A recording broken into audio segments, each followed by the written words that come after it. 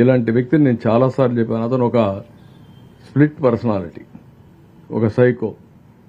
ఆయన అనుకున్నదే రైట్ అని మనం నమ్మిస్తాడు, మెస్పరిజం చేయడం, అదే మాట్లాడుతూ ఉంటాడు. ఇప్పుడు కూడా ఈ రోజు కూడా చూశాను నేను. మా ఇంటిని కాపాడుకోవడానికి ఆ పక్క వచ్చే నీళ్లు ఈ పక్క పంపించానంట. Can you tell?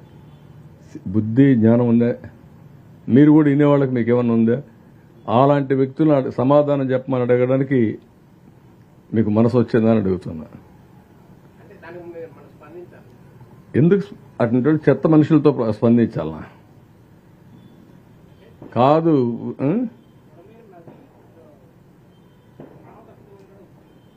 కాదు.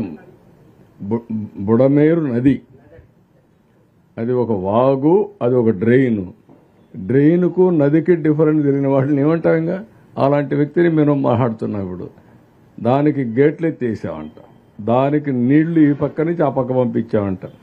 మా ఇల్లు అవతల సైడ్ ఉంటుంది, బుడమేరు యువతల సైడ్ ఉంటుంది. అంటే నీళ్లు కూడా ఒకవేళ ఒక అబద్ధం చెప్పినా ఆ అబద్ధం కూడా కనీసం నాలెడ్జీ లేకపోతే ఏమనుకుంటారో. నేను ఒక బాధ్యత కలిగిన వ్యక్తిని, నేను ఒక మాజీ ముఖ్యమంత్రిని, మొన్నటి వరకు ఇప్పుడు ముఖ్యమంత్రిని. నేను మాట్లాడితే మీరేమనుకుంటారండి? కృష్ణా నదికి బుడమేరుకు వ్యత్యాసం తెలియకపోతే రెండు నదులు చేసేస్తే ఇలాంటి వ్యక్తులు రాజకీయాల్లో ఉంటే మన దురదృష్టం కాకపోతే ఏంటిది? ఈ రాష్ట్ర ప్రజల దురదృష్టం కాకపోతే ఏంటి? అందుకే పొటాటోకి ఆ రోజు మీరు చూశారు, టమోటాకి పొటాటోకి వ్యత్యాసం తెలియకుండా మాట్లాడాడు. వీళ్ళేం చేస్తారు రాజకీయాలండి? స్పష్టత లేదు, సబ్జెక్ట్ లేదు, నేర్చుకోవాలని ఆలోచన లేదు. సాయంత్రం అయితే గల్లాపెట్టి తిరిగి ఎంత వచ్చిందో చూసుకుంటారు. ఈరోజు కలెక్షన్ ఎంత అని. ఇలాంటి వాళ్ళు రాజకీయాలు ఎట్లా చేస్తారు? ప్రజాహితం కోసం పనిచేసే పరిస్థితి రావాలి. ఆ రోజులు అయిపోయినాయి. మొన్నటి వరకు మోసాలు చేశారు, కానీ మీ మోసాలు ప్రజలు అర్థం చేసుకుంటారు.